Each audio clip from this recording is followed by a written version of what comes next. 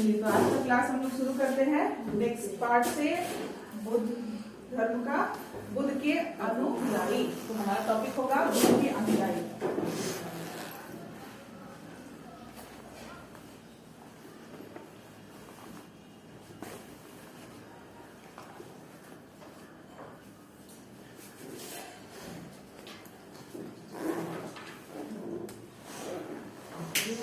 महात्मा बुद्ध के बारे में हमने हर टॉपिक जो है क्लियर कर लिया था ना। जन्म से लेके स्थान, पहला जो है तपस्या कहाँ करने गए, उसके बाद तपस्या पूर्ण कहाँ हुआ, उसके बाद उपदेश कहाँ दिए, है ना, सबसे ज्यादा उपदेश कहाँ दिया है उन्होंने, सारा कुछ हमने कल डिस्कस कर लिया है। ठीक है, एक पॉइंट आप लिख लीजिए। ठीक है, एक पॉइंट जो है इस हेडिंग के बाद ही नोट डाल के पहले लिख लीजिए कि मगध के जो राजा थे, मगध के राजा बिंबिसार ने बुद्ध के निवास के लिए, मगध के राजा बिंबिसार को जानते हैं? मगध के राजा बिंबिसार आप लोग जान रहे हैं? बिंबिसार और बिंदुसार नाम सुने होंगे आप लोग, बिंबिसार और बिंदुसार। आज आपको मिल रहा है कि इन दोनों के बारे में अलग डिफाइन कीजिए कि दोनों के नाम में अंतर है, तो ऐसे ये किस किस वंश से संबंधित है। एक बिंबिसार है और एक बिंदुसार है। ठीक है, तो बिंबिसार का नाम मगध के राजा से जुड़ा हुआ है। मगध के राजा हैं तो उनका रिलेशन कहीं ना कहीं, अगर आपको लगेगा, मैं बता नहीं रही हूँ, चंद्रगुप्त मौर्य से रिलेटेड है ना, देख लीजिएगा। तो बिंदुसार और बिंबिसार दोनों के बारे में आपको करना है। ऐसे हम लोग इसके बाद जो है मध्यकालीन इतिहास ही शुरू करने वाले हैं, जिसमें मध्यकालीन इतिहास ही शुरू करने वाले हैं, जिसमें हम लोग क्या करेंगे, यही सब पढ़ेंगे, सभी राजाओं के बारे में ही पढ़ेंगे। और आप लोग क्लास के बीच में जो है इस तरीके का इंटरप्शन मत कीजिए, फ्लो खत्म हो जाता है मेरा। सॉरी, फील है ना, एकदम पहला लिखिए, हो गया, इसमें लिख लिए बिंबिसार के निवास के लिए बेलूवन नामक महाविहार बनवाया था। बेलूवन, ये सबसे इंपॉर्टेंट रहता है, ये वाला पूछा जाता है, बेलूवन। ठीक है, ये इंपॉर्टेंट आता है। कौन सा महाविहार बनवाया था बिंबिसार ने? तो बेलूवन महाविहार बनवाया था। किसके लिए बनवाया था? बुद्ध के निवास के लिए। और सेकंड नंबर में, तो जब मगध के राजा बिंबिसार ने बनवा दिया बेलूवन महाविहार, तो उसके बाद लिच्छवी के राजाओं ने भी सोचा कि हमें भी क्या करना चाहिए, बुद्ध के लिए कुछ करना चाहिए। तो महात्मा बुद्ध के लिए उन्होंने भी एक निवास स्थान बनवाया। ठीक है, तो ये किसका था? ये किसने बनवाया था? मगध के राजा ने बनवाया था। और अब लिच्छवी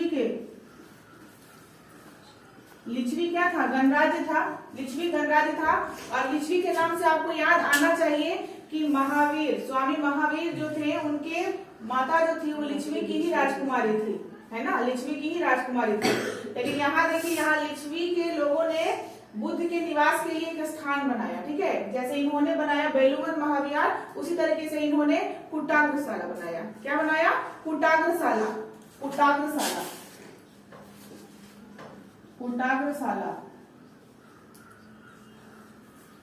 ठीक है, ये लिच्छवियों ने बनवाया था।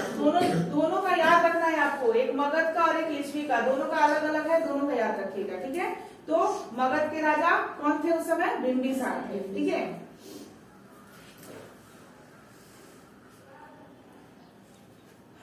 गौतम बुद्ध जब कौशाम्बी आए थे, ठीक है, गौतम बुद्ध कहाँ आए थे? कौशाम्बी आए थे। तो उस समय वहां का राजा जो था उदयन था। ठीक है, तो लिख लीजिएगा कि जब बुद्ध, ऐसे करके लिखिएगा। ठीक है, कौशाम्बी आए थे, कौशाम्बी आए, तो राजा कौन था? उदयन था। ठीक है, उदयन थे। अब ये चीज याद रखिएगा, उदयन बहुत इंपॉर्टेंट क्यों हो जाता है? क्योंकि ये पाटलिपुत्र से जुड़ा हुआ है, और पाटलिपुत्र कहाँ है? बिहार में है ना। और हम लोग एग्जाम की तैयारी बिहार की कर रहे हैं ना, बिहार की तैयारी कर रहे हैं, तो ये हमारे लिए इंपॉर्टेंट क्यों है? उदयन आखिरकार थे कौन? ठीक है, तो ये उदयन का भी एक टॉपिक हम लोग लिख लेंगे उदयन के बारे में, कि उदयन जो थे वो हर्यक वंश के थे। किस वंश के थे? हर्यक वंश के थे, हर्यक वंश। और पिता कौन थे? अजातशत्रु। ठीक है, अजात शत्रु इनके क्या थे, पिता थे। यहाँ ये नहीं है कि इनको इनके पिता के नाम से जाना जाता है, यहाँ ये है कि इनको पितृहंता के नाम से जाना जाता है, क्योंकि इन्होंने अपने पिता को मारा, हत्या की थी। ठीक है, तो उदयन ने ही अजात शत्रु को क्या किया था, उसकी हत्या की थी और राजा बना था। ठीक है, और उदयन ने ही क्या किया था, पाटलिपुत्र की स्थापना की थी। पाटलिपुत्र जो शहर है ना, अभी भी अब पटना जाने के लिए दो जगह हम लोग जाते हैं, पटना जंक्शन और एक पाटलिपुत्र, है ना। तो पाटलिपुत्र शहर का जो नींव था उसको बसाना उदयन ने किया था। तो उदयन में क्या लिख लीजिएगा, पाटलिपुत्र शहर की नींव रखी थी। ठीक है, नींव रखी थी। और पहले इनका राजधानी क्या था, राजगृह था, लेकिन राजगृह से बदल के पाटलिपुत्र कर लिया था राजधानी उदयन ने। ठीक है, तो उदयन से जुड़ा हुआ ये हम लोग को पता होना चाहिए। और आपसे ये भी पूछा जा सकता है एग्जाम में कि ये जो पाटलिपुत्र शहर है वो किन दो नदियों के संगम पर है, किन दो नदियों के संगम पर इस शहर को बसाया, उदयन ने किन दो नदियों के संगम पर इनको बसाया है। एक हो जाता है सोन और एक हो जाता है गंगा। सोन और गंगा के संगम पर ही ये शहर बसा हुआ है। ठीक है, याद रखिएगा, सोन नदी और गंगा नदी के संगम पर ही ये शहर बसा हुआ है। ठीक है,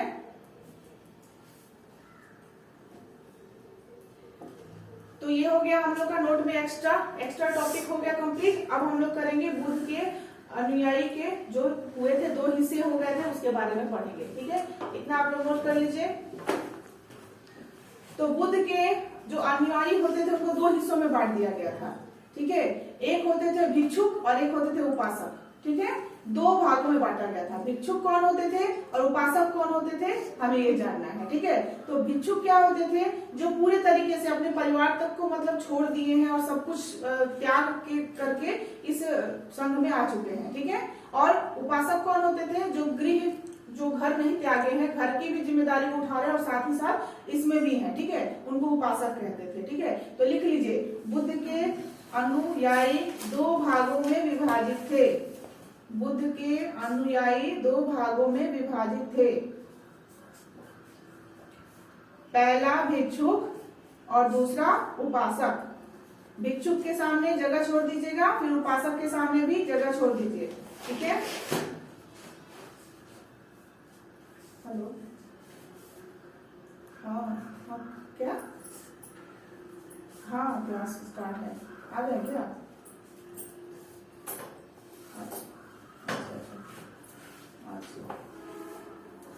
हाँ ठीक।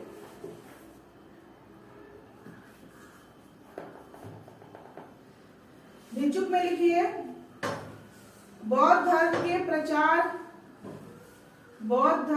प्रचार हेतु या प्रचार के लिए, लिख लीजिए, बौद्ध धर्म के प्रचार के लिए संन्यास ग्रहण करने वाले। ठीक है, संन्यास ग्रहण करने वाले भिक्षुक कहलाते थे। और उपासक क्या होगा, गृहस्थ जीवन जीते हुए भी बौद्ध धर्म अपनाने वाले, गृहस्थ जीवन जीते हुए भी बौद्ध धर्म अपनाने वाले।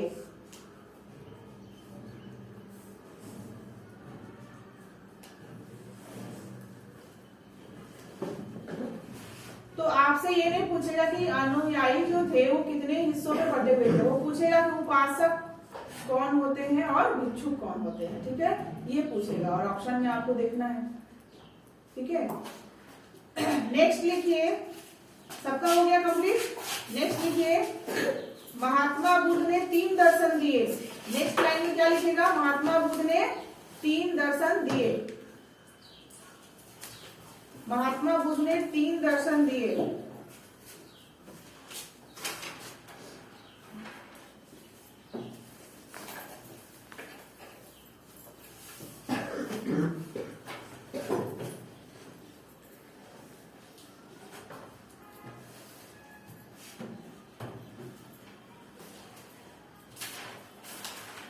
एक दिए अनेकेश्वरवाद, दूसरा दिए शून्यवाद,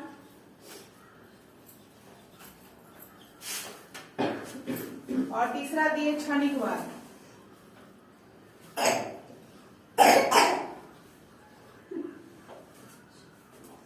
अनेकेश्वरवाद, शून्यवाद और क्षणिकवाद। अब ये तीनों क्या होते हैं उसके बारे में थोड़ा सा सुन लीजिए।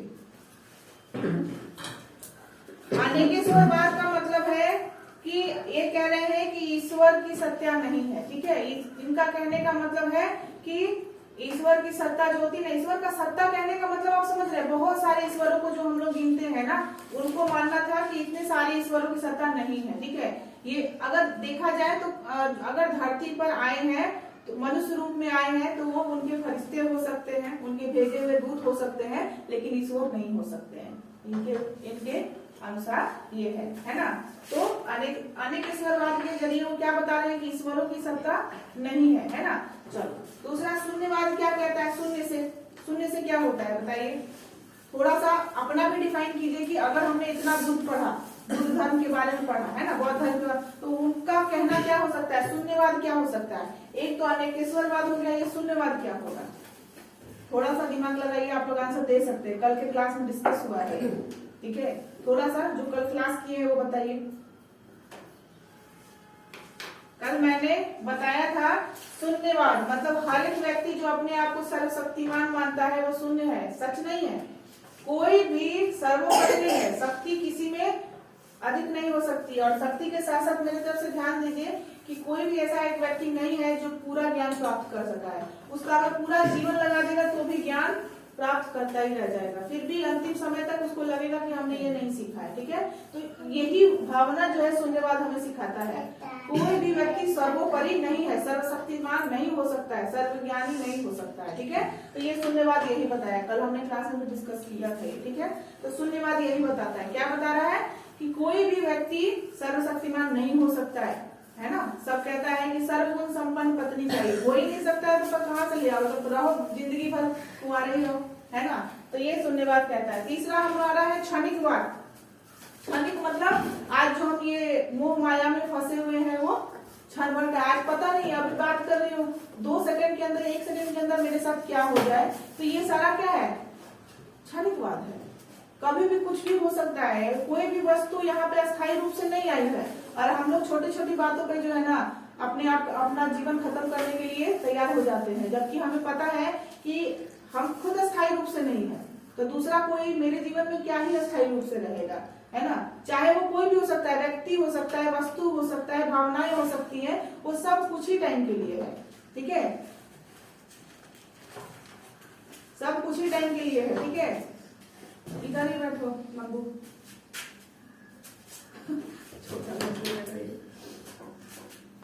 तो यहाँ क्षणिकवाद में यही कहा जा रहा है कि संसार में कोई भी वस्तु क्या है, हमेशा के लिए नहीं है। वो कुछ क्षण के लिए आई है, आपके पास है, उसके चले जाने पे शोक मत मनाइए, इसको सच्चाई मान के, एक्सेप्ट मान के एकदम खुशी रहिए, जीवन में रहिए, ठीक है। अगर किसी का आना लिखा था तो जाना भी तय है ना, बस इसी को क्षणिकवाद कहते हैं। तो ये 3 दर्शन उन्होंने दिए, किसने दिए, बुद्ध ने दिए। तो अनेकेश्वरवाद, शून्यवाद और क्षणिकवाद। अब बताइए तीनों में से सबसे अच्छा क्या लगा आपको, तीनों में से सबसे अच्छा क्या लगा आज के डेट में? क्षणिकवाद। आज के डेट में मैक्सिमम लोग डिप्रेशन में जा रहे हैं, क्यों? रिजल्ट नहीं आया, आएगा, इससे बेटर आपके लिए कुछ ना कुछ है, आप उसको व्यर्थ मत कीजिए। क्षणिकवाद आपसे यही बता रहा है ना, कोई भी वस्तु अगर आया है तो जाएगा, जाएगा तो आएगा जरूर, है ना। तो ये इसके लिए दुख मत मनाइए, दुखी मत मनाइए, और किसी इंसान के लिए तो पक्का मत बनाइए, है ना। किसी इंसान के लिए तो बिल्कुल नहीं, कुछ देर का दुख होता है, उसको उसी समय रफू चक्कर कीजिए, फिर अपने काम में लग जाइए, ठीक है। तो सबसे अच्छा मुझे भी लगा था यही। चलिए नेक्स्ट टॉपिक लिखिए, लिख लिए ना तीनों लिख लिए, बस इतना ही रखना है, दिमाग में बस गया ना आपका, इसका डेफिनेशन लिखने का जरूरत नहीं है, आपको बस समझना है। बौद्ध धर्म के 3 प्रमुख सिद्धांत भी हुए थे, लिखिए बौद्ध धर्म के 3 प्रमुख सिद्धांत, बौद्ध धर्म के 3 प्रमुख सिद्धांत, बौद्ध धर्म के 3 प्रमुख सिद्धांत थे।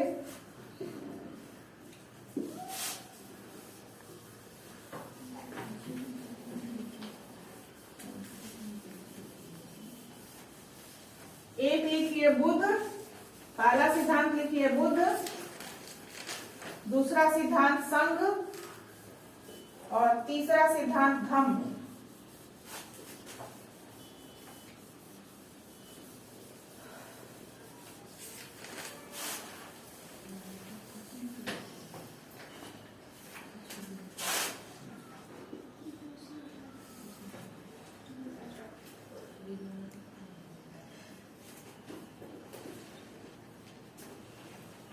बुध,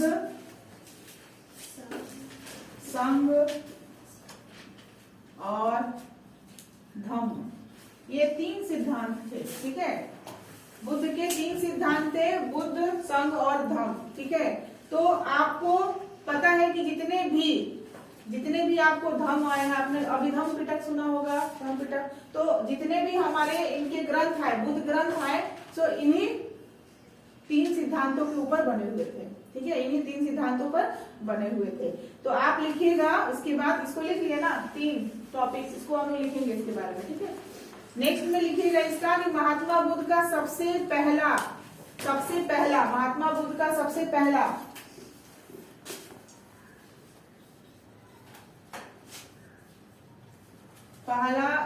शिक्षा का संकलन मतलब समझ रहे हैं ना, पुस्तक लिखी गई होगी। पहला शिक्षा का संकलन किसमें किया गया था, है ना, लिख लीजिए। त्रिपिटक, क्या बोलते हैं उसको, त्रिपिटक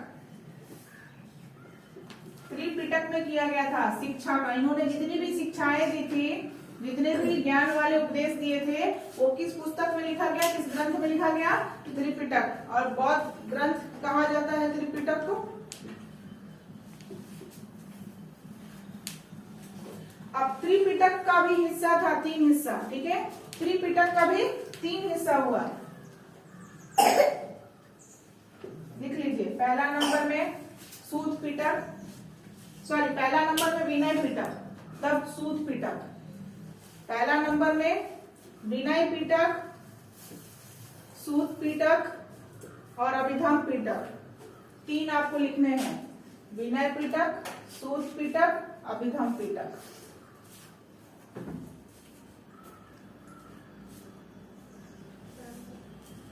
आपके दिमाग में कभी आया कि मतलब यहाँ जो बुद्ध का था, जितनी भी शिक्षा की बातें उन्होंने बताई थी, उपदेश बताए थे, उसको त्रिपिटक में लिखा गया। आखिरकार इस पुस्तक का नाम त्रिपिटक क्यों रखा गया, इसका मतलब क्या है?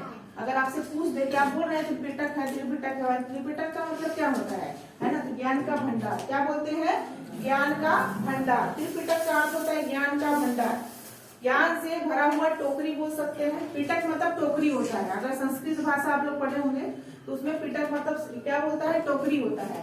तो त्रिपिटक मतलब 3 जो है हमारे टोकरी है, ज्ञान से भरे हुए हैं। कौन कौन है, विनय पिटक, सूत पिटक और अभिधम्म पिटक। तो हमारे पास 3 टोकरियां हैं, जिसमें सिर्फ ज्ञान ही ज्ञान भरा हुआ है। ठीक है, तो ये 3 आपको ध्यान रखना है। और त्रिपिटक का अर्थ क्या हुआ, ज्ञान से भरी हुई टोकरी, या हम लोग बोल सकते हैं टोकरिया। त्रिपिटक को किस भाषा में लिखा गया था, त्रिपिटक को किस भाषा में लिखा गया था, श्रीलंका में लिखा गया था। ठीक है, श्रीलंका में थे, तो श्रीलंका में कौन सी भाषा थी उस समय, सिंहली। तो यहाँ लिख लीजिएगा, त्रिपिटक को सिंहली भाषा में लिखा गया था। ठीक है, श्रीलंका में, यहाँ क्या लिखिए, बगल में लिख लीजिएगा, श्रीलंका में लिखा गया। ठीक है, श्रीलंका में लिखा गया था। सिंहली भाषा कहाँ की है, श्रीलंका की है ना। कितने दिन बाद दरोगा जी का आवाज सुनाई दे रहा है।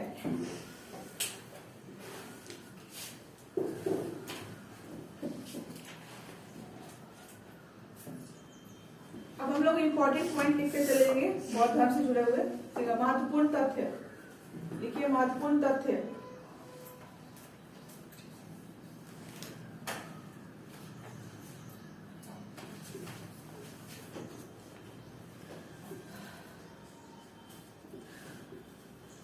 बौद्ध धर्म में प्रवेश की आयु, बौद्ध धर्म में प्रवेश की न्यूनतम आयु 15 वर्ष थी। मतलब 15 वर्ष में आप संन्यास ले सकते थे, बौद्ध धर्म में आपका एंट्री हो सकता था। लेकिन यहाँ 2 प्रकार के है ना, इस संघ में आने का 2 तरीका भी तो है, एक भिक्षुक बनना और एक उपासक बनना, है ना। तो भिक्षुक बनने के लिए सब कुछ गिर त्याग करना पड़ेगा और उपासक बनने के लिए ऐसा नहीं करना पड़ता है, ठीक है। तो न्यूनतम आयु क्या थी? 15 वर्ष थी। बुद्ध ने अपने जीवन काल में संघ का प्रमुख किसे चुना था?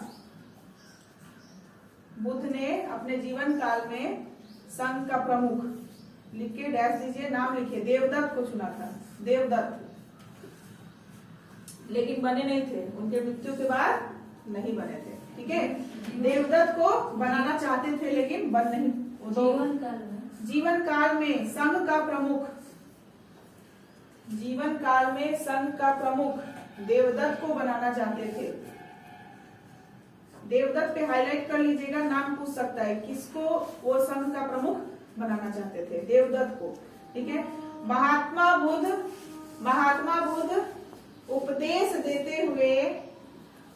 देते हुए पावापुरी पहुंच गए और वहां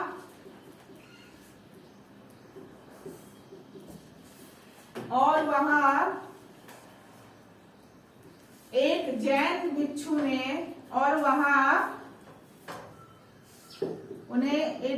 भिक्षु ने जैन भिक्षु जान रहे हैं ना, जैन धर्म के अनुयायी को कहते हैं। जैन भिक्षु ने शुकर मास ने, अब आज भी जो है ना दुविधा ये है कि कोई ये नहीं जान पाया है कि शुकर मास जो था खाने का वस्तु था तो वो मतलब सुअर का मांस था या मशरूम था, है ना। आज भी इसमें दुविधा बनी हुई है, तो दोनों लिख लीजिए, शुकर मास मतलब सुअर का मांस या मशरूम का, ठीक है। मशरूम जहरीली मशरूम होती है, बहुत लोगों को मशरूम सूट नहीं करता है, जैसे मुझे मशरूम सूट नहीं करता है, मैं मशरूम नहीं खाती हूँ, ठीक है। उससे मुझे एलर्जी है, मशरूम खाने से जो है ना पॉइजन हो जाता है मेरे स्टमक में, जिसकी वजह से मशरूम से दूर भागती हूँ बहुत। अगर किसी को मुझे मारना है तो मशरूम खिला देना, ठीक है। बता दिया मैंने। तो मशरूम सभी को डाइजेस्ट नहीं होता है, खासकर आप लोग भी जो है ना, वो आप लोग देखा था मैंने, डिटॉक्सिस करते हैं ना, वो जो होता है ना, थेरेपी जो होता है तो वही करता है। जैसे मशरूम में जो पाया जाता है हमारे बॉडी में भी है, उसको हटाया जाता है। तो अगर आप लोग जैसे लोग जो एक्सरसाइज वगैरह में है, जिम वगैरह में, अगर वो लोग मशरूम खाते हैं तो प्रोटीन तो मिलता है बहुत, लेकिन उसमें आपको पॉइजन भी मिल सकता है, जिससे आपके मसल्स पे इफेक्ट हो सकता है, ठीक है। तो मशरूम से हम लोग दूर रहने के लिए बोलते हैं, जो भी मतलब जो इस तरीके के हैं एक्सरसाइज बॉडी बिल्डर वगैरह लोग हैं उनको बोलते हैं। बाकी प्रोटीन खाइए, कोई दिक्कत नहीं है, लेकिन मशरूम से थोड़ा सा, मशरूम में जबकि बहुत ज्यादा प्रोटीन मिलता है, बहुत ज्यादा, बट वो सूट नहीं करता है। तो यहाँ उसी मशरूम की बात हो रही है, जहरीली मशरूम थी। अब पता नहीं क्या उन्होंने बनाकर दिया था, ये आज तक मतलब खुलकर सामने नहीं आया है। उनकी मृत्यु हो गई, बुद्ध की क्या हो गई? बुद्ध की उसको खाने से मृत्यु हो गई थी। तो क्या लिखेगा? जैन भिक्षु ने सुकर मांस, जिसे क्या कह रहे हैं, सुअर का मांस या जहरीली मशरूम, ठीक है, बनाकर दिया था खाने को, जिसे खाने के बाद महात्मा बुद्ध की मृत्यु हो गई। जिसे खाने के बाद महात्मा बुद्ध की मृत्यु हो गई। और महात्मा बुद्ध के मृत्यु को क्या बोलते हैं? महापरिनिर्वाण। क्या बोलते हैं? महापरिनिर्वाण।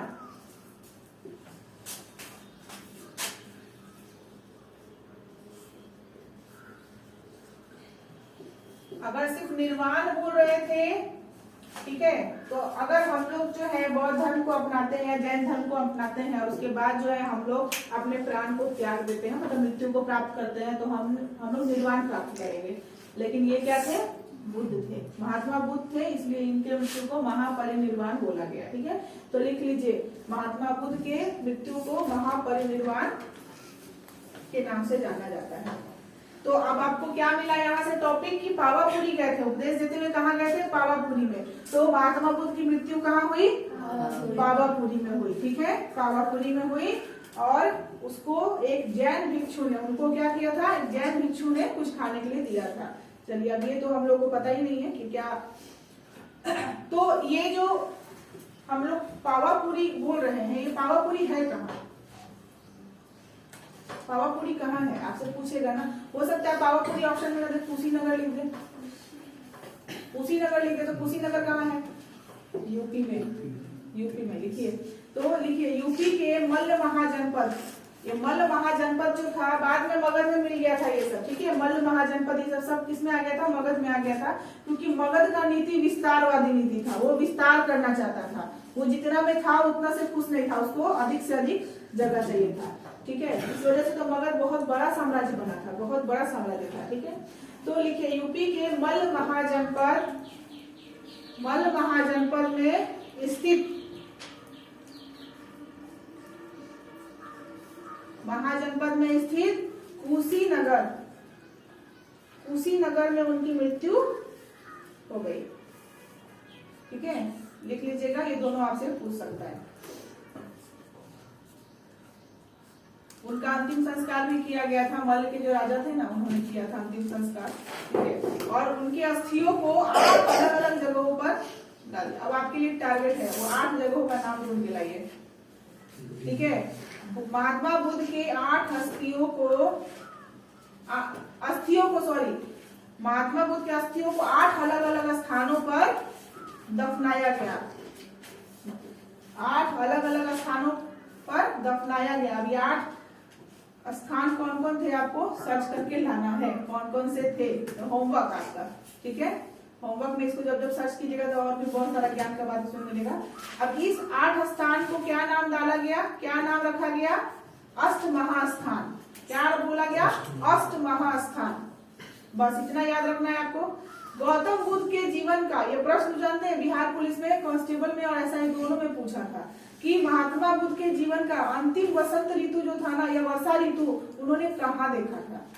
ये भी है, हमें पता है कि लॉजिक वाला प्रश्न नहीं है कि इतना डिटेल में कौन ही पढ़ता है, लेकिन क्वेश्चन आया हुआ है तो क्या करेंगे, क्वेश्चन आया है तो हम लोग को ध्यान रखना है। तो लिखिए गौतम बुद्ध, अब गौतम बुद्ध नाम आ गया, गौतम बुद्ध भी इन्हीं का नाम था, महात्मा बुद्ध का ही, ठीक है। तो गौतम बुद्ध ने अपने जीवन की अंतिम वर्षा ऋतु वैशाली में बिताई थी, वैशाली बिहार, ठीक है, वैशाली में बिताई थी। गौतम बुद्ध ने अपने जीवन की अंतिम वर्षा ऋतु वैशाली में बिताया था या बिताई थी, बस। इनके मृत्यु का समय लिख लीजिए 483 बीसी, 483 बीसी में हुई थी इनकी मृत्यु, 483 ईसा पूर्व में हुई थी। महात्मा बुद्ध की मृत्यु कब हुई थी, 483। आपको पता है 83 बोलने के लिए मैंने अभी 80 81 83 बोला है, उसके बाद 83 बोला, ठीक है। 483 बीसी में मतलब ईसा पूर्व हुआ था, ठीक है। इनकी मृत्यु के बाद, इनकी मृत्यु के बाद बौद्ध धर्म के प्रचार के लिए, इनकी मृत्यु के बाद बौद्ध धर्म के प्रचार के लिए, बौद्ध धर्म के प्रचार के लिए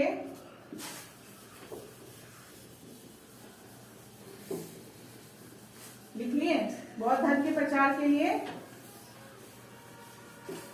4 बौद्ध संगीतियां रखी गई, 4 बौद्ध संगीतियां। और इसको लिख लीजिएगा, वेरी वेरी इंपॉर्टेंट, इससे क्वेश्चन पूछा जाता है, 100% है, इससे क्वेश्चन आएगा ही आएगा। आप इस साल जितने भी एग्जाम देंगे उसमें आपको इससे जुड़ा हुआ क्वेश्चन मिलेगा ही मिलेगा। तो लिख लीजिए, इनकी मृत्यु के बाद बौद्ध धर्म के प्रचार के लिए 4 बौद्ध संगीतियां रखी गई, ठीक है। और आप डब्बा बनाइएगा, क्या कीजिएगा, वैसा डब्बा बनाइएगा, बड़ा सा 1 पेज का पूरा डब्बा बना लीजिए।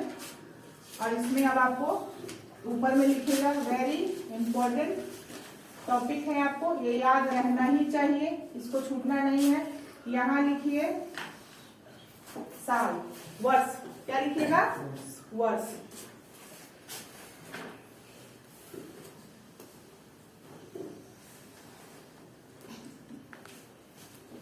डाटा पहले आप लोग अच्छे से बनाइए। वर्ष, यहाँ पे वर्ष बना लीजिए, यहाँ पे लिखिए स्थान, यहाँ वर्ष लिखिए, यहाँ स्थान, ठीक है। अच्छा एक और तो बनाना पड़ेगा ना आपका, कौन सा वाला संगीति था,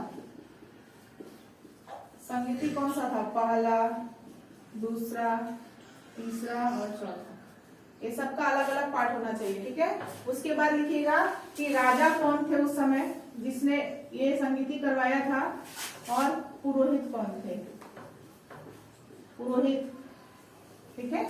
ये हम लोग लिखेंगे। अब मैं बोलते जा रही हूँ, पहला संगीति में लिखेंगे। पहला संगीति इनके मृत्यु के साल ही किया गया था, ठीक है। मृत्यु जिस साल हुई थी ना, उसी साल करवाया गया था। लिख लीजिए 483 BC, 483 BC में पहला संगीति हुआ, 483 BC, ठीक है। क्वेश्चन इतनी बार आ चुका है ना ये कि जबान पे जो है ना चलता है। बौद्ध की पहली संगीति कहाँ हुई थी, राजगीर में हुई थी। कहाँ होगा, राजगीर। स्थान क्या लिखिएगा, राजगीर।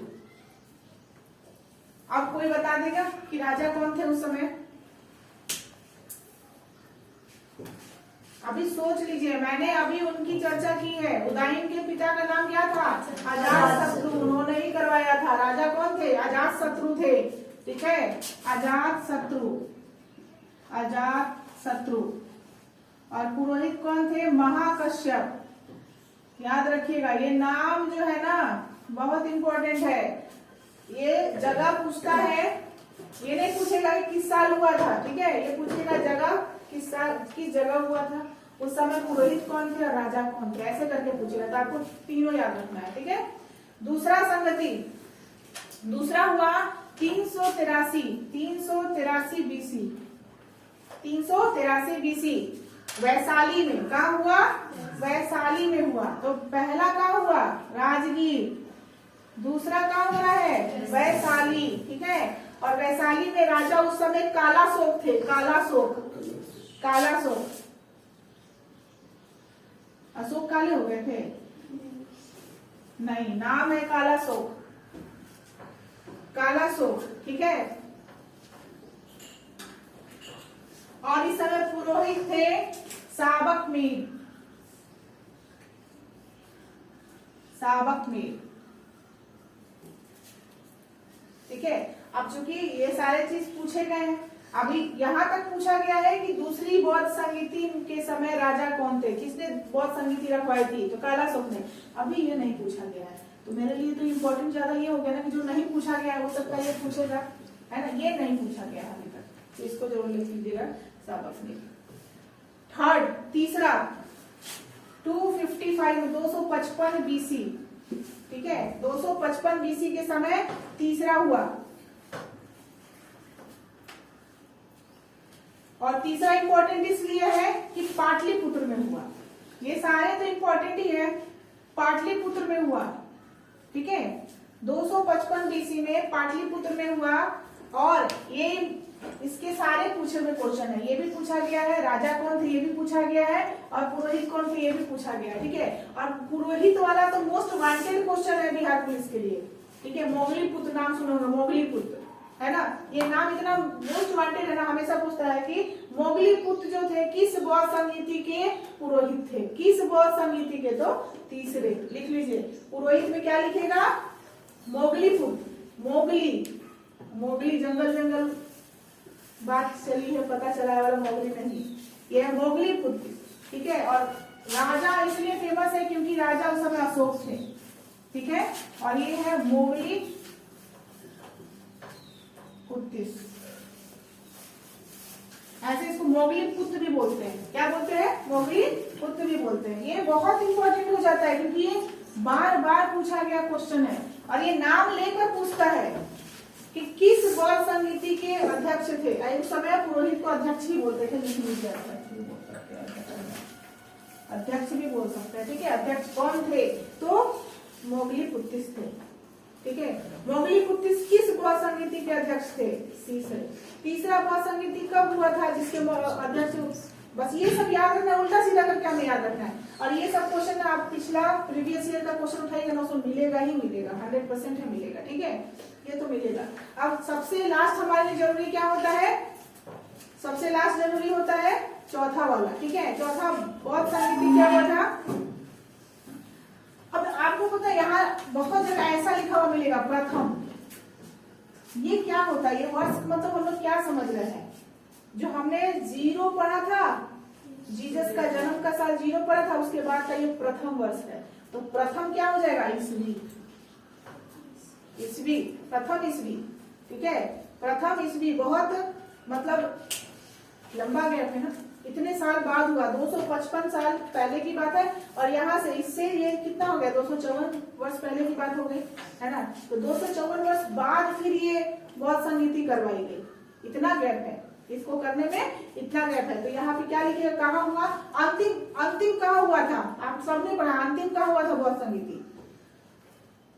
कुंडलवन पढ़े? कुंडलवन, हाँ कुंडलवन में हुआ था। तो लिख लीजिए कुंडलवन। कुंडलवन कहाँ है? नहीं दरोगा जी, आपसे नहीं पूछ रहे हैं। कुंडलवन कहाँ है? जम्मू कश्मीर में है। कहाँ है? जम्मू कश्मीर में है। और उस समय जम्मू कश्मीर के राजा का डिस्कस मैंने किया हुआ था। सोने का सिक्का, अशुद्ध सोने का सिक्का जारी करने वाला राजा कौन था? कनिष्क। कनिष्क राजा। हम लोग कौन सा वंश के बारे में पढ़े थे जिसने सबसे ज्यादा सोने का सिक्का? कुषाण। तो कुषाण वंश के ही राजा थे कनिष्क, ठीक है। तो लिख लीजिए राजा कौन थे? कनिष्क। राजा कौन थे? कनिष्क। तो ये इंपॉर्टेंट हो जाता है क्योंकि ये कहाँ की बात हो रही है? जम्मू एंड कश्मीर की बात हो रही है, ठीक है। जम्मू एंड कश्मीर में कुषाण वंश के राजा थे कनिष्क, इनके समय में हुआ था। और इस समय के अध्यक्ष जो थे वो वसुमित्र थे। वसुमित्र, वसुमित्र।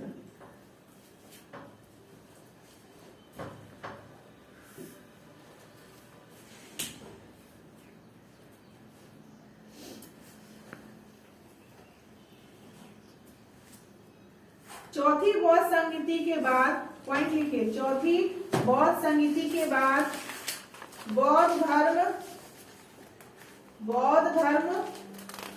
अच्छा हाँ, एक चीज और मैं बताना भूल गई, ये बुक में लिख दिया है लेकिन मुझे बताना था।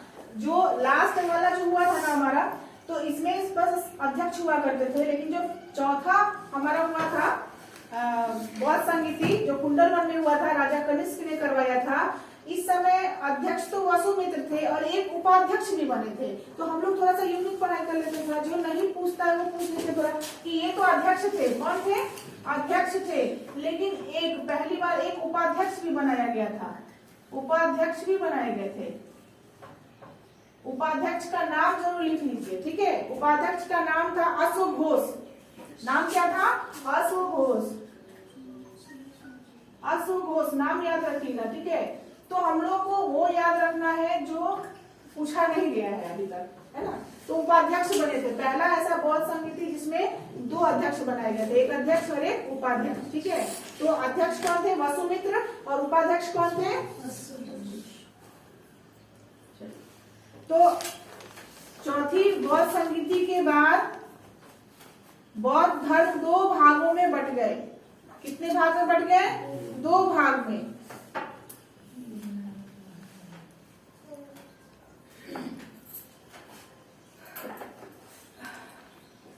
दो भागों में बट गए। पहला हीनयान और दूसरा महायान। अब कौन कौन मुझे बता सकता है कि हीनयान किस संप्रदाय को बोले और महायान किस संप्रदाय को बोले? हीनयान और महायान। तो हीनयान जो संप्रदाय थे उन्होंने बुद्ध के जितने भी उपदेश थे ना, उसमें कोई परिवर्तन नहीं किया था और जैसा उन्होंने बोला था वैसा ही ज्ञान सबको देते चले गए थे, ठीक है।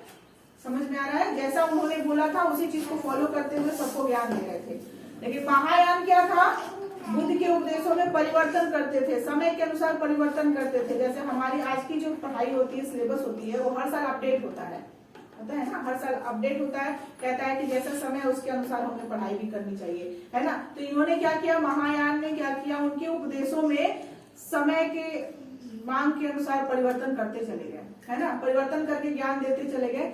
तो आपको ध्यान ये रखना है कि हीनयान के लोगों ने परिवर्तन नहीं किया था और महायान के लोगों ने उपदेश में परिवर्तन किया था। और बौद्ध धर्म के विनाश का कारण महायान ही थे। उन्होंने पूरा परिवर्तन करते करते ऐसा परिवर्तन कर दिया कि मतलब नहीं होता है, काली लड़की को गोरा कर दिया। अब उसका पहचान ही खत्म हो गया। ठीक है, आज तक जिसको हम काले बोल रहे थे उसको आप गोरा बोलेंगे, है ना, उसका रूप रंग सब कुछ बदल दिया। अब उसमें घमंड आ जाएगा। जो प्योरिटी था, जो रियल होने में प्योर है ना जो इंसान, वो फेक हो नहीं सकता, फेक हो जाता है बदलते ही। तो उन्होंने क्या किया, उपदेश को इतना बदला, कहते थे कि आधुनिक समय है तो आधुनिक ज्ञान होना चाहिए, आधुनिक समय है तो आधुनिक ज्ञान होना चाहिए, कहते कहते उनके उपदेश को पूरा बदल दिया। और कहा भी जाता है, माना जाता है कि बौद्ध धर्म के विनाश में का कारण जो है महायान ही थे। ठीक है, तो लिख लीजिए, बौद्ध धर्म के विनाश का कारण महायान थे।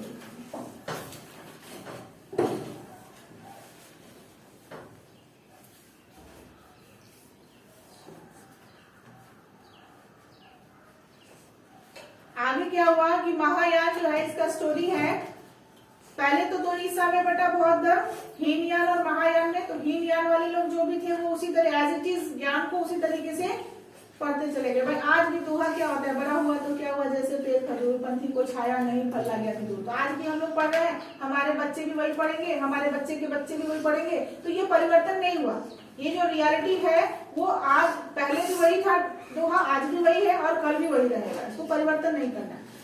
अब इसका जो है अपोजिट बना के लोग बनाकर बताने लगे तो इसका तो मतलब ही बदल गया, है ना, मतलब बदल गया। तो यहाँ भी क्या हुआ, हीनयान जो है उन्होंने कुछ नहीं किया, लेकिन महायान टूटकर अलग हुए और वो भी टूट गए थे। तो वो वज्रयान में टूट गए। किसमें टूट गए, वज्रयान में। अब वज्रयान में जैसे ही टूटे ना, तो यहाँ पे बुद्ध ने क्या बोला था, हमारे अष्टांगी मार्ग भी थे, हमारे 10 सील भी थे, उसमें बोला गया था कि जो नाच गाना है ना, वैश्यावृत्ति है ना, उसके बाद क्या था, मद्यपान जो सेवन होता है, मतलब मदिरा पान वगैरह, वो वर्जित था, नहीं लेना था। तो वज्रयान में जैसे ही लोग आए ना, वज्रयान के लोगों ने क्या किया कि समय के अनुसार बोलते हैं क्या कि ये सब चल रहा है ना, ये सारा काम करने लगे, जिसकी वजह से बाद में बौद्ध धर्म समाप्त हो गया। अब जो चल रहा है बौद्ध धर्म, जो बौद्ध धर्म ले रहे हैं वो हीनयान वाला है, महायान तो खत्म हो गया। और महायान की वजह से ही बौद्ध धर्म का विनाश हुआ था, ये हमें याद रखना है। तो महायान किस हिस्से में टूटा था, वज्रयान में। और वज्रयान में आते आते आपको उन्होंने शुरू कर दिया मूर्ति का पूजा करना, मदिरा सेवन करना, है ना। उसके बाद नृत्य वगैरह जो ऑर्केस्ट्रा में डांस देखते हैं ना, वो कभी भी अगर बहुत बड़ा पाप करते हैं, वो माना गया है, या तो बुद्ध धर्म में माना, बौद्ध धर्म में भी माना गया है, जैन धर्म में माना गया है, हिंदू धर्म में माना गया है कि आप जो है इस तरीके का काम करते हैं तो आप अच्छे व्यक्ति नहीं है। ठीक है, और मैंने बहुत बार देखा है, बिहार में मैं आई तो एक्चुअली हमारे साइड में ये ऑर्केस्ट्रा वाला जो सिस्टम है वो नहीं था। मैं आई ना तो बहुत भीड़ थी, एक गाड़ी लगी हुई थी, गाना बज रहा था, बहुत भीड़ थी, लड़कों की अधिक भीड़ थी और छोटे छोटे भी लड़के, छोटे लड़के, बड़े लड़के, मोटे लड़के, लंबे लड़के, सभी कोई, और बूढ़े बूढ़े लोग जिसे लाठी लेके खड़े हैं, लेकिन खड़े हैं। कहा, मैंने सर से पूछा कि ये क्या है सर, मतलब ये क्यों भीड़ लगा हुआ है। ऐसा उनको थोड़ा आगे चलो तब देख लेना, बाइक से थे, आगे चलो तो देख लेना। जैसे ही आगे बढ़े तो देख रहे हैं 2 लड़कियां डांस कर रही है, लोग लगे हैं मगन करे हैं उसमें, है ना। और आजकल डिमांड होता है शादियों में कि आप अगर ऑर्केस्ट्रा नहीं लाएंगे ना तो बारात लेकर नहीं आएंगे, ऐसा सिस्टम भी होता है। कितना ही मतलब क्या बोला, इसी को एंजॉय कहते हैं, एंजॉय करना कहते हैं, है ना। ठीक है, तो उन्होंने शुरू किया किसने, महायान के शाखा ने। कौन सा शाखा था, वज्रयान में, जिसकी वजह से बौद्ध धर्म का विनाश हो गया। ठीक है, चीन और थाईलैंड में वज्रयान वाले लोग ही हैं जो बुद्ध को मानते हैं ना, याद रखिएगा, लिख लीजिए, चीन और थाईलैंड में वज्रयान शाखा के लोग हैं। वज्रयान मतलब ये लोग मदिरा पान भी करते हैं, है ना, ये लोग मूर्ति पूजा भी करते हैं, और ये लोग क्या करते हैं, वो वैश्यावृत्ति भी करते हैं।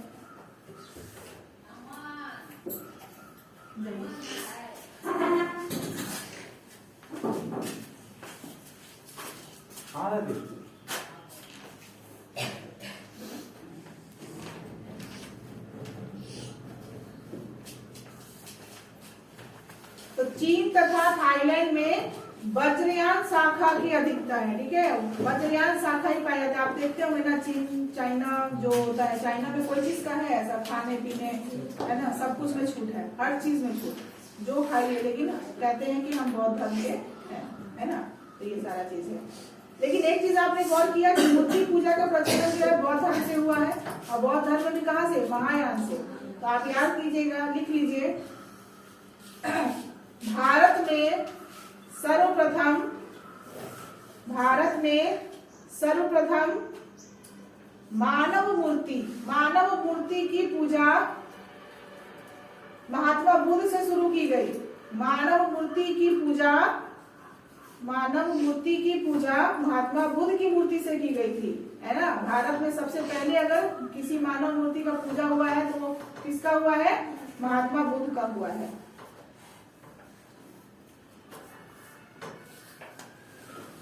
और आपको जानकर ये बहुत ही आश्चर्य होगा कि वज्रयान जितना ही बुराई के रास्ते पे जाता गया उतना ही ज्यादा विस्तार हुआ इसका, उतना ही अधिक लोगों ने इसको माना है। तो वज्रयान शाखा ने एक विश्वविद्यालय खोला था, ठीक है, जिसका नाम था विक्रमशिला विश्वविद्यालय। वज्रयान का जो यहाँ पे शिक्षा दिया जाता था, ठीक है। तो लिख लीजिए, बिहार के भागलपुर में, कहाँ पर है ये? भागलपुर, बिहार के भागलपुर में विक्रमशिला विश्वविद्यालय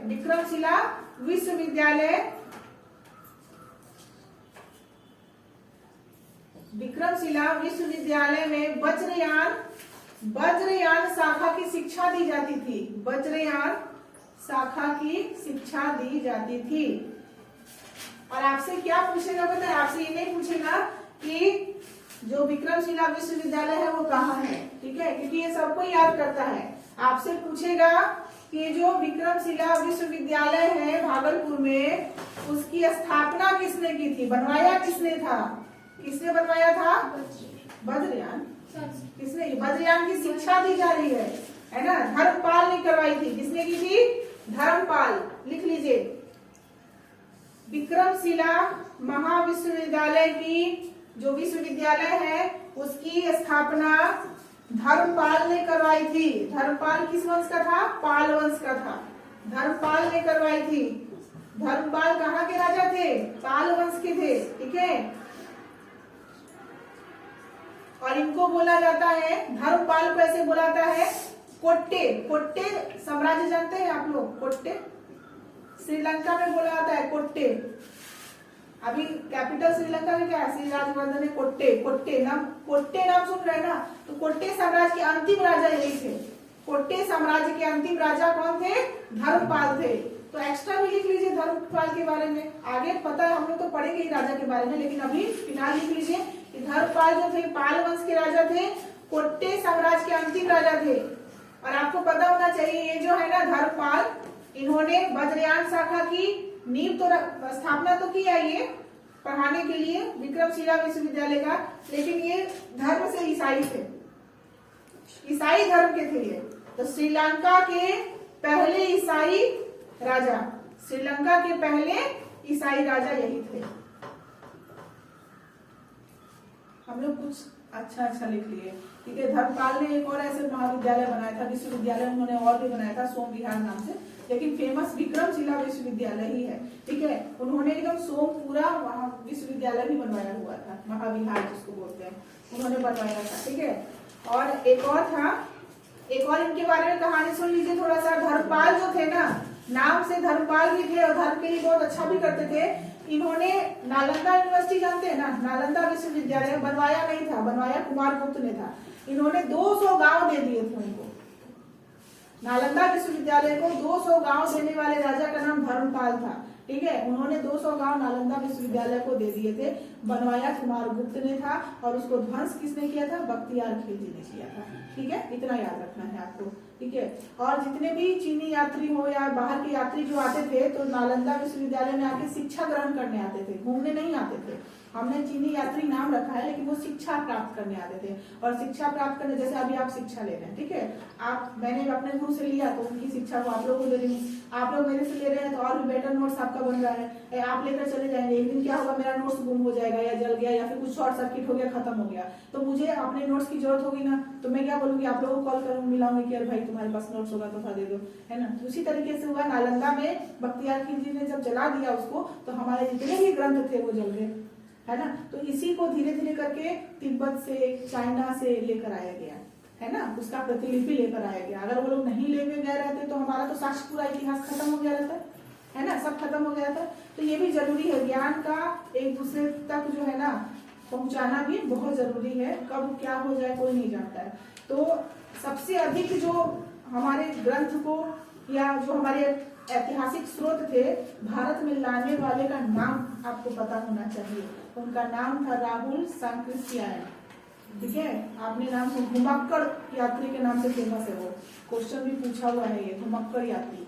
सब कुछ बताएंगे धीरे धीरे करके, हर चीज आपको बताते चले जाएंगे, लेकिन अभी याद रखिएगा। ठीक है, ये चर्चा क्यों हुई? क्योंकि नालंदा विश्वविद्यालय की चर्चा हुई। और नालंदा विश्वविद्यालय की चर्चा जब जब होगी तो बख्तियार खिलजी की चर्चा होगी ही होगी, और उससे जुड़े हुए जो नुकसान हुआ था उसकी बात होगी। तो आपने लिख लिया, धर्मपाल ने क्या किया था? 200 गांव दिए थे नालंदा विश्वविद्यालय को। नेक्स्ट टॉपिक लिखिए, सारनाथ। लिखिए, खत्म हो गया क्या? क्या हो गया? अच्छा, थोड़ा सा 1 मिनट के लिए पॉज दीजिए थोड़ा। हाँ, सारनाथ लिखिए। सारनाथ में, सारनाथ की भूमि में, ठीक है, सारनाथ की भूमि पर, सारनाथ की भूमि पर, भूमि को स्पर्श करते हुए, भूमि को स्पर्श करते हुए, भूमि को स्पर्श करते हुए बुद्ध की प्रतिमा बनाई गई थी। बुद्ध की प्रतिमा बनाई गई थी। अब ये प्रतिमा किस काल में बनी थी? ये लिख लीजिए, गुप्त काल में बनी थी। किस काल में बनी थी? गुप्त काल में। तो सारनाथ में कैसा मूर्ति है? बुद्ध की कैसी मूर्ति है? भूमि को स्पर्श करते हुए है। ठीक है, एक जगह आपको लेटा हुआ मिलता है, एक जगह गया में मिलता है ना, लेटा हुआ बुद्ध की प्रतिमा है, लेटी हुई प्रतिमा है। ठीक है, तो उसको किसने बनवाया था? लिखिए, बुद्ध की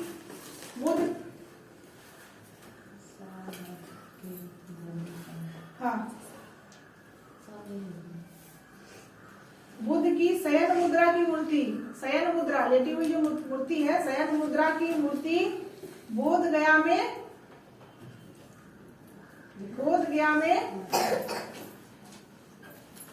ऐसे, जब हमने इसके बारे में पढ़ा भी शायद बन गया है। ठीक है, तो लिख लीजिए, बन चुकी है, बोध गया में बन चुकी है। इसकी लंबाई 30 फीट ऊंची और 10 फीट लंबी है। 30 फीट ऊंची और 10 फीट लंबी है।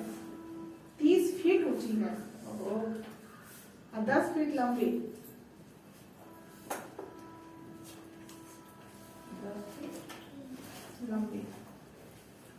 एक आपको है बुद्ध की खड़ी प्रतिमा, खड़ी, वो खड़े हैं।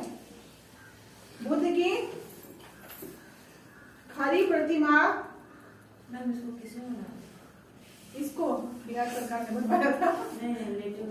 लेटी हुई मूर्ति बिहार सरकार तिब्बत के द्वारा से बनवाया गया है। तिब्बत के द्वारा 2 मूर्ति बनवाया गया है। एक शयन मुद्रा में, ठीक है, तिब्बत या जापानी अलग हो गया और तिब्बत अलग हो गया। जापानियों के द्वारा जो बनवाया गया था वो बोध गया में ही 80 फीट का जो ऊंचा है, सबसे पहले बना था मूर्ति। देखिए, आप लोग कौन गया है बोध गया के जाने का प्रोग्राम भी था, तो डिस्कस ही नहीं करते हैं।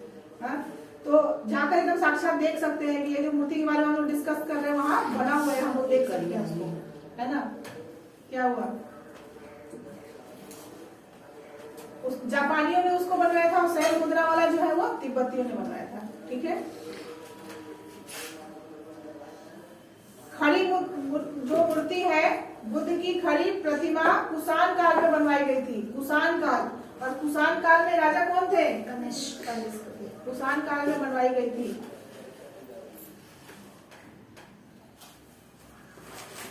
और आपको पता होना चाहिए कि इनको भगवान बोलने वाले भी कुषाण वंश के राजा कनिष्क ही थे, है ना। महात्मा बुद्ध को भगवान बुद्ध बोलने वाले पहले व्यक्ति यही थे। इन्होंने ही इनको ईश्वर की उपाधि दी है। तो इससे आपको क्या समझ में आता है कि एक इंसान ने दूसरे इंसान को ईश्वर की उपाधि दी है। तो ईश्वर हम लोग ज्ञानी मान सकते हैं, महान आत्मा मान सकते हैं, लेकिन ईश्वर नहीं। क्यों, मतलब छिलमिला रही है, कोई दिक्कत है? तो छिलमिला के बेचैन हो गई है। नहीं दिक्कत है तो ध्यान से सुनो। और मैंने ये लिखवा दिया कि भारत में सबसे पहले किस मानव मूर्ति की पूजा हुई थी? ठीक है, और इनको ईश्वर किसने माना था सबसे पहले? कनिष्क राजा ने। वो किस वंश के थे? कुषाण वंश के थे। ठीक है, बुद्ध की जो मूर्तियां होती थी सबसे अधिक किस शैली में बनी है, ये पूछा गया क्वेश्चन है। ठीक है, अभी अचानक से दिमाग में आया है कि महात्मा बुद्ध की मूर्तियां जो थी सर्वाधिक किस शैली में बनी थी, लिख लीजिए। महात्मा बुद्ध की मूर्तियां सर्वाधिक गांधार शैली में मिली है। किस शैली में मिली है? गांधार शैली में मिली है। ये प्रश्न में पूछा गया है किस शैली में मिली है, तो गांधार शैली में। और दूसरा प्रश्न पूछा गया था कि महात्मा बुद्ध की पहली मूर्ति किस शैली में बनी थी, पहली मूर्ति किस शैली में बनी थी। सबसे अधिक मूर्तियां जो है किस शैली में मिली है? गांधार शैली में। ठीक है, लेकिन सबसे पहली मूर्ति जो थी वो किस शैली में बनी थी? महात्मा बुद्ध की सबसे पहली मूर्ति मथुरा शैली में बनी थी, मथुरा शैली।